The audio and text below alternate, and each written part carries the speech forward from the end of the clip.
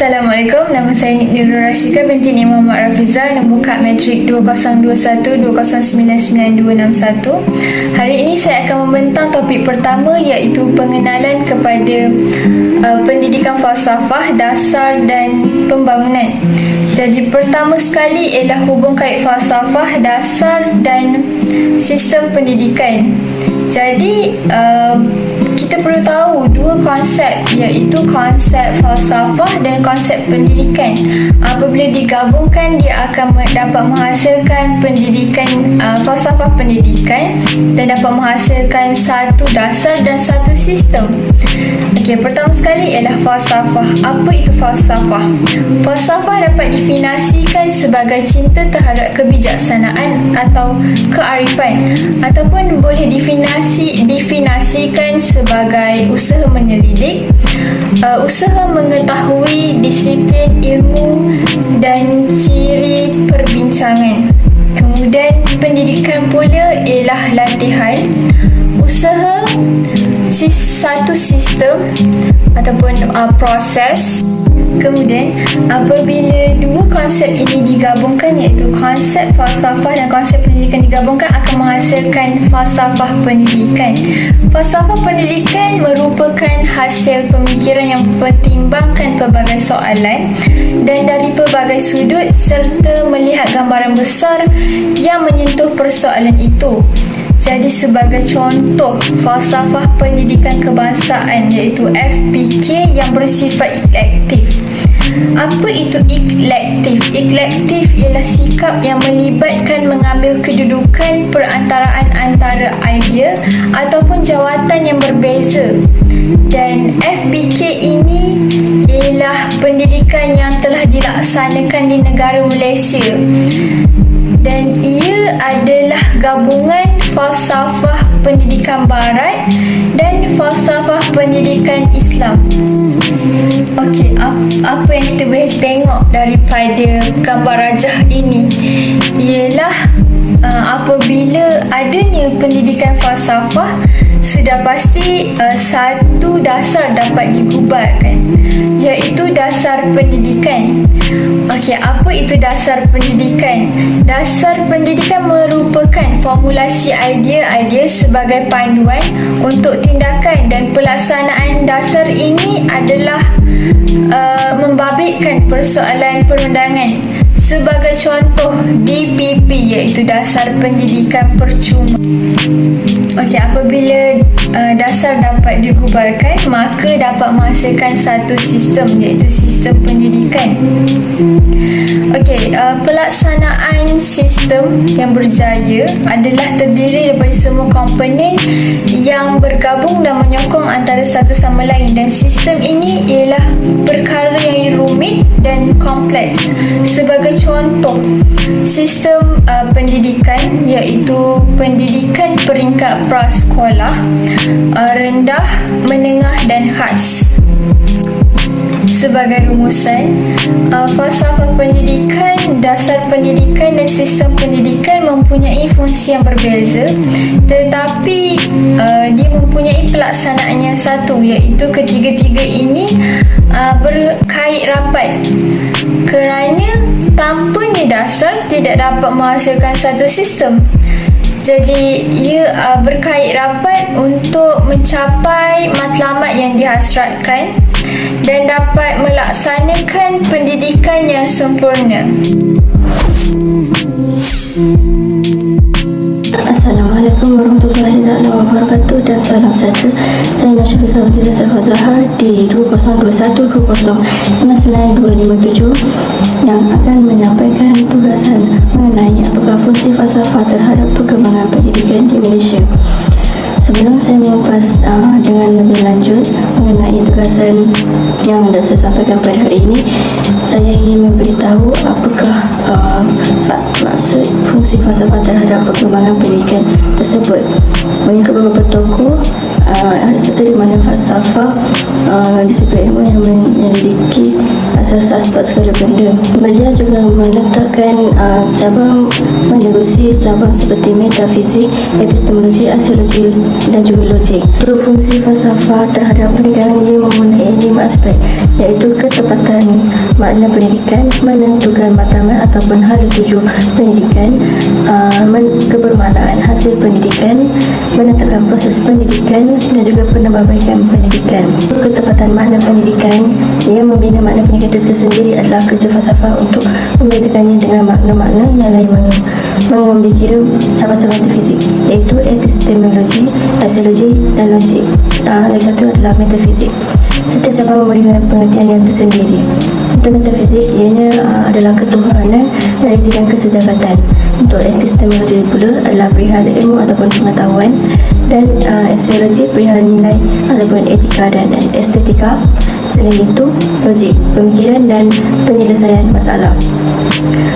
Untuk menentukan matlamat ataupun hala tuju pendidikan, falsafah pendidikan menentukan arah ke manakah setiap warga negaranya daripada peringkat prasekolah yang merupakan sekolah itu institusi yang dibina untuk kepentingan masyarakat bagi menyediakan tempat pendidikan yang sempurna terhadap generasi yang akan datang, seperti insan yang sempurna, keluarga negara yang berhemah dan juga menjadi insan yang sempurna dan warga negara yang dicita-citakan.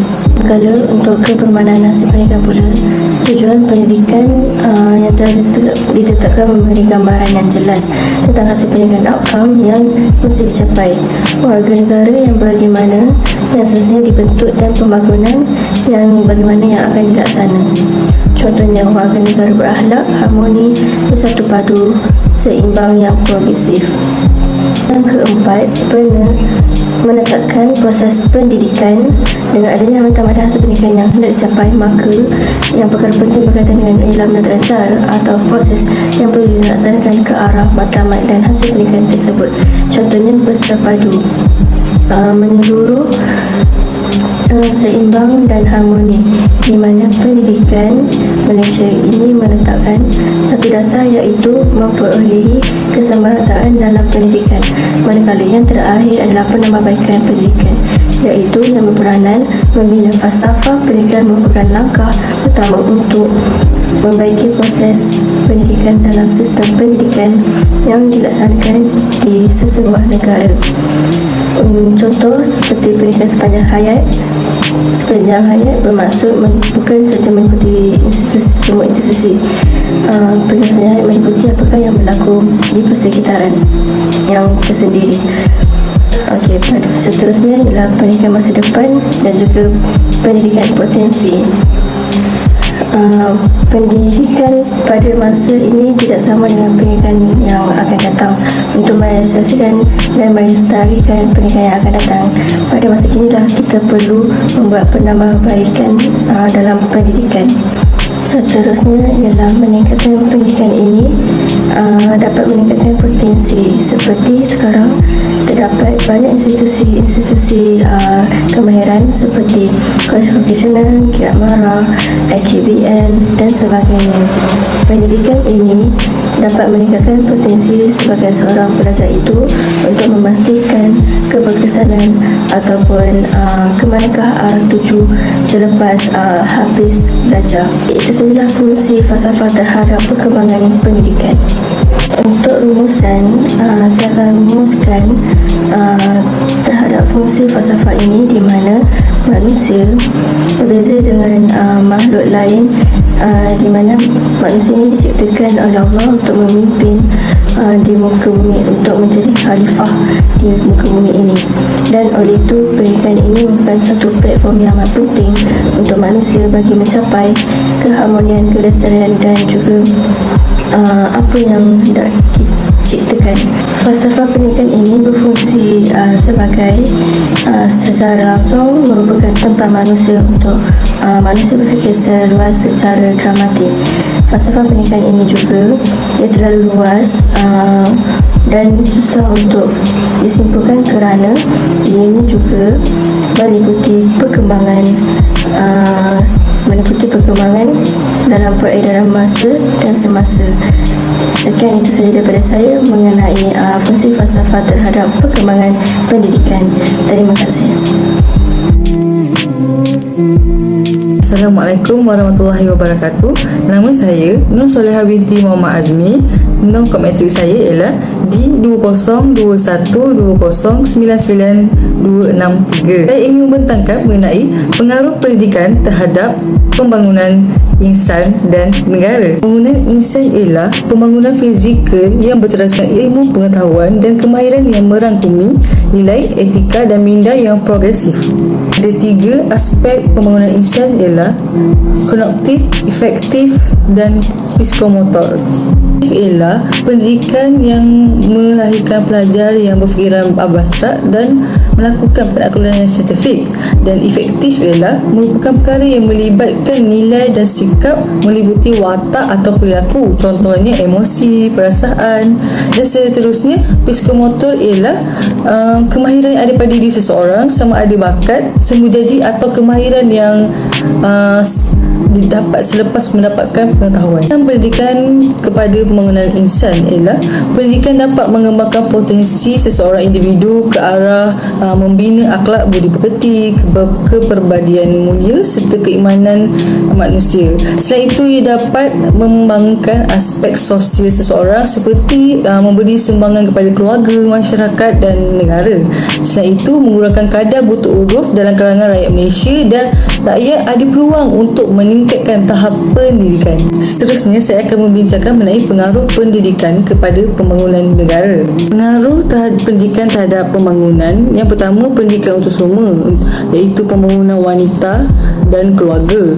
Tahap literasi yang semakin tinggi dalam kalangan wanita menunjukkan hubungan yang setara terhadap penurunan kadar kematian, kadar kelahiran dan tahap penjagaan kesihatan.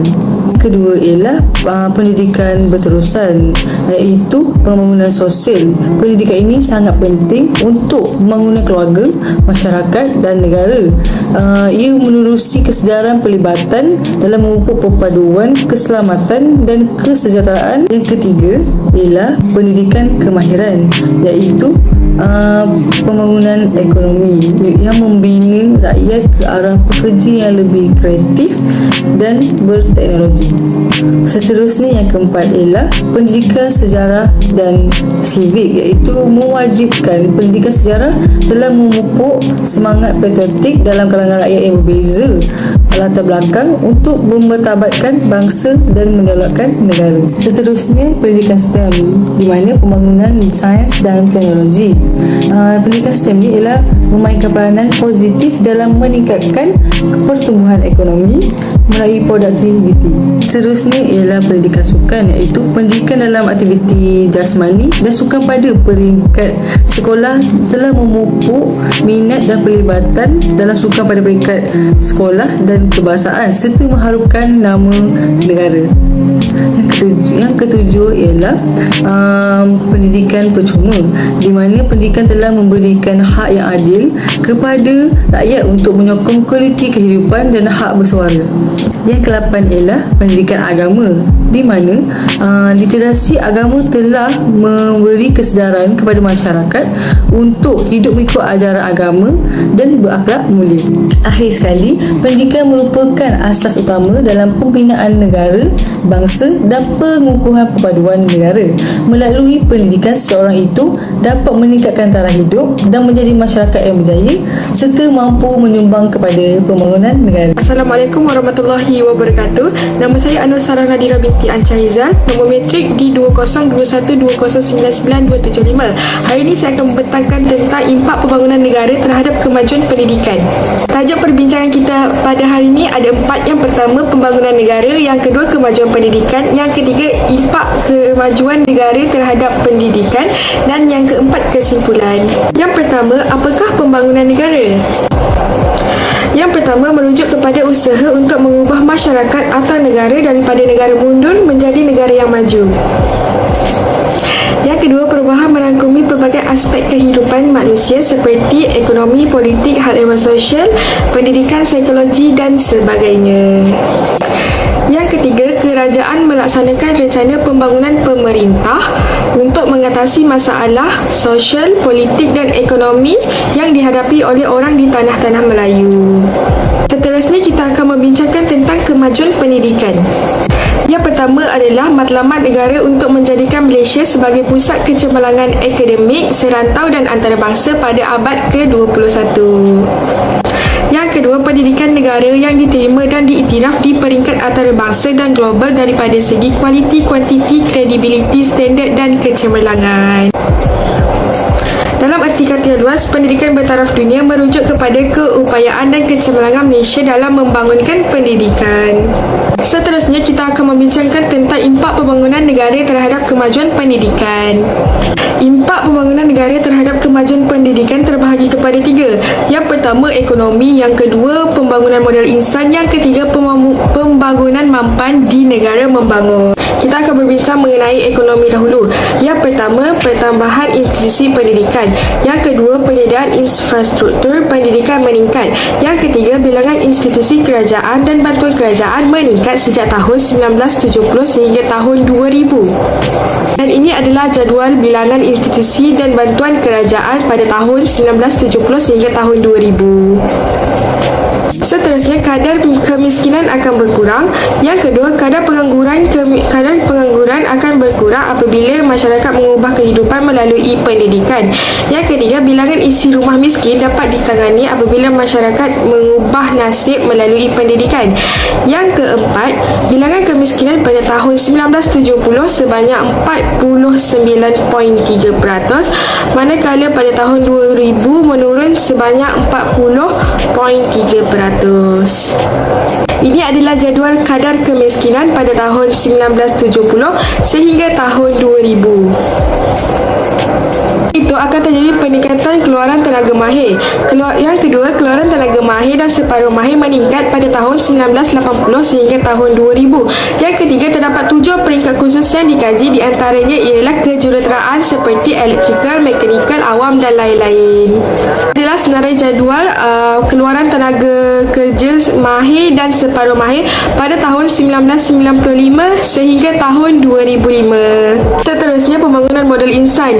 Yang pertama, mempunyai hala tuju dan modal insan yang jelas tentang batas agama dan pegangan yang luhur, etika, integriti dan dapat menangani anasir negatif. Yang kedua, dapat memupuk nilai-nilai murni dalam pembentukan modal insan. Seterusnya, pembangunan mampan di negara membangun. Yang pertama, perubahan iklim negara dengan reka bentuk co-curriculum mengikut proses membina kapasiti pembangunan. Kedua, sebagai contoh, pihak berkepentingan perlu menyusun aktiviti untuk mencapai hasil pembelajaran yang dikenal pasti. Ketiga, pihak kepentingan perlu mengenal pasti keinginan dan keperluan dalam perubahan iklim. Kesimpulannya, kerajaan telah mengambil inisiatif untuk memajukan ekonomi negara kita dengan berkesan. Yang kita boleh lihat, kemiskinan dan pendapatan negara meningkat dari semasa ke semasa dan dasar kerajaan berkesan membuktikan bahawa ekonomi negara kita semakin maju. Dasar-dasar ini diwujudkan supaya setiap pihak dilayan secara adil dan toleransi antara kaum. Terima kasih.